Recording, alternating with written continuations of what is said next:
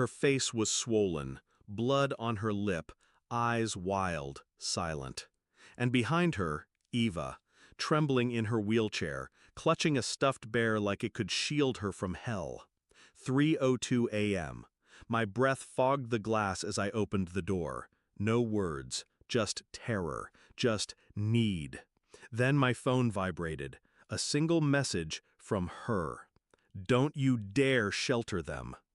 And in that moment, I understood everything. My sister, Mara, married Jackson when we were in our 20s. He was charming, the kind of man that knew how to tilt his head just right when he listened, how to touch a shoulder like reassurance was currency. At first, I was relieved. Mara had always needed protecting. She was fragile, sweet, too trusting. And Jackson? He seemed like the shield she'd always been missing. But now, standing in front of me, her arms wrapped around her daughter like armor, I saw it. The years, the bruises, the silence, the weight of fear she'd carried for so long. And suddenly, our mother's silence over the years, her strange detachment, her dismissiveness, clicked into something uglier. This wasn't just Mara's shame, this was our family's secret. I kept them hidden, tucked them in the guest room, drew the curtains, moved like a ghost for days.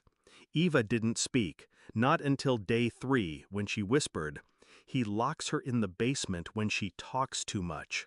I gripped the edge of the sink until my knuckles cracked white. I wanted to burn the world, but rage doesn't protect the innocent. Planning does. I didn't confront my mother right away. I let her keep texting, calling, insisting this wasn't my business. So I made it my business. I started with photos, quiet ones, the bruises, the scars. I documented everything Mara allowed. I contacted a friend, one of those women who worked in the shadows, domestic abuse lawyer, silent warrior. We filed, secretly, quietly, relentlessly. Restraining order, emergency custody. But legal papers weren't enough, not with a man like Jackson. I visited their house, told him I was just checking on things for Mara. He opened the door with that smug smile.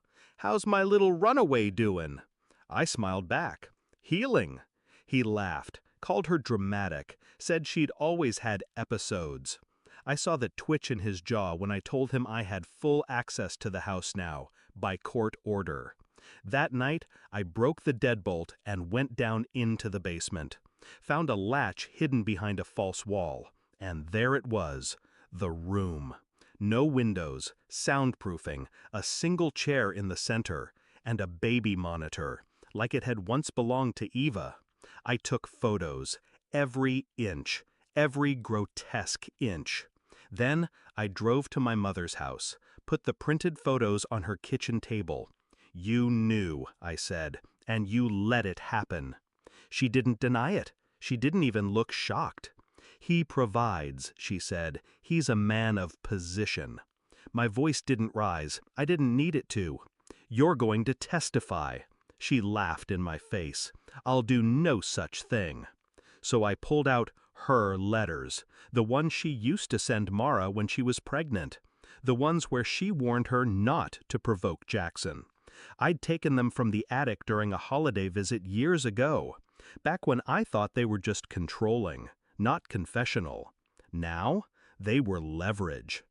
Court moved fast after that. The judge saw the photos, the basement, the bruises.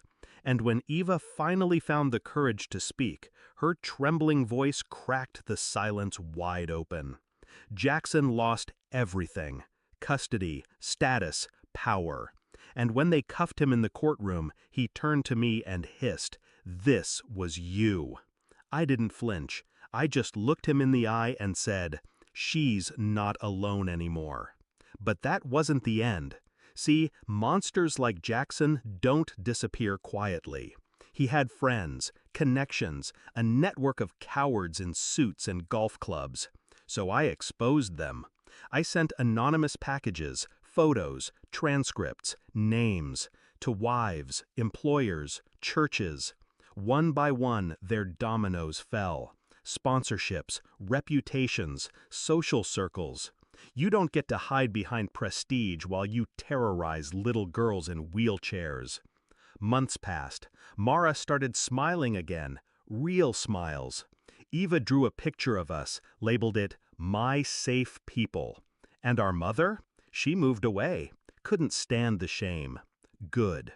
The night the final court ruling came, permanent restraining order, full custody, his assets frozen, I sat alone with a glass of wine. And for the first time in years, I exhaled without shaking.